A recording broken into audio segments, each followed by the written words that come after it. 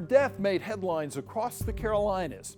Who killed Nancy Morgan in Madison County in western North Carolina in 1970, and why? Journalist and writer Mark Pinsky has been investigating her murder and potential cover-up for decades. His discoveries led him to write this book titled Met Her on the Mountain. Why he set out to solve this cold case in WBTV True Crime Carolinas.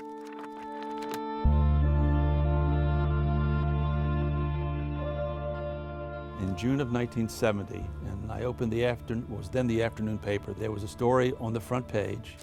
The afternoon paper caught Mark Pinsky's eye on June 18, 1970, a front page story in the Durham Sun. The more I read, the more I identified with her.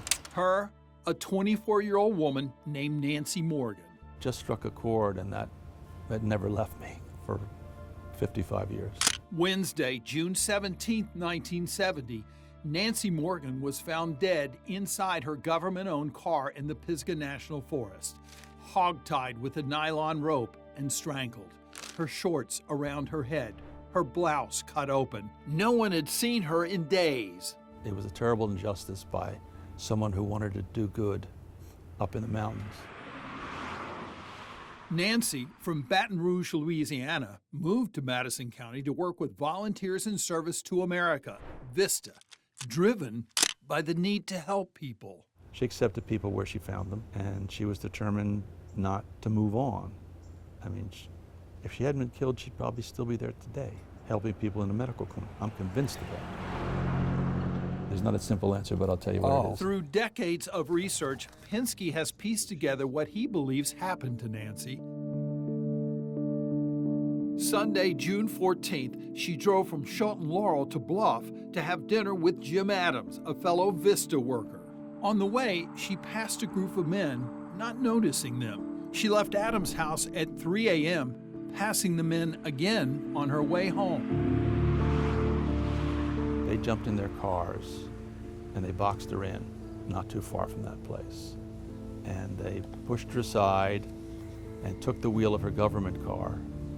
And they then took her to various locations. People quickly realized Nancy was missing and started searching. Pinsky says former Sheriff E.Y. Ponder, a man whose family had much influence in Madison County, knew who might have taken her. And said, look, if you guys have that girl, you better turn her loose, or all hell's going to break loose here. The man he called, Richard Johnson, the son of Leroy Johnson, a local police chief and Ponder ally. Pinsky says he believes the men hogtied Morgan not to torture her, but so she couldn't get away. And when they got back, they found her dead. They panicked. I don't think they intended to kill her. The men put her in the back seat of her car, then drove her to Pisgah National Forest and abandoned her. Shortly after they dumped the body was found. Suspicion of who may have done this and why ran thick through the small mountain community. People either from here would either say, well, it must have been someone else from somewhere else. One of the other VISTA workers may have done it, unhappy ex-lover or something like that. We don't know who did it. Elmer Hall, the owner of the historic Sunnybank Inn, recounts the stories he's heard over the years. Maybe she brought this on herself. It was part of that suspicion and sometimes outright hostility toward outsiders that was pretty common in the Southern Appalachians back then. A few months after Nancy's murder, E.Y. Ponder ran for sheriff again on the promise that he'd solve the case. When E.Y. Ponder got back into office as sheriff, he organized this plan or plot to charge Jim Adams as the last person to have seen her alive. Ponder created his own version of the story, according to Pinsky, saying he believed there was a wild party gone bad at Jim Adams' house, a claim no one could ever prove. 14 years went by, and in 1984, Adams was arrested and tried for Nancy's murder. The case basically fell apart. But it was such a transparent frame-up that a local jury up in Marshall took just 45 minutes to acquit this kid. It was an obvious political move. date on that? 70, June of 70? That's around the time of the arrest. In the years after the trial, Pinsky says conversations with people in Madison County led him to speak to Richard Johnson, the same man he believes Ponder called when Nancy went missing. He confessed to me twice. Pinsky says Johnson admitted he was one of 5 men involved. He confessed to being part of the kidnapping. He confessed to being there.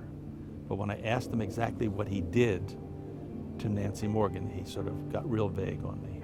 Pinsky spoke to Johnson in prison, where he is serving a life sentence for murdering his 5-year-old daughter. Pinsky says he shared his findings with investigators. They don't believe Richard's story. They don't believe Richard. Johnson has never been charged in connection to Nancy's murder and kidnapping. More than 55 years later, her killer remains a mystery.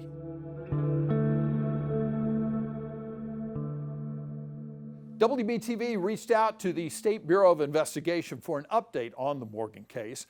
A spokesperson told us the SBI met with the Madison County Sheriff's Office last week to try to get evidence so they can resubmit it for testing. Now, the SBI does not hold on to evidence. The spokesperson told us that they could not share the details of that meeting with the Madison County Sheriff's Office, but they plan to meet again this week.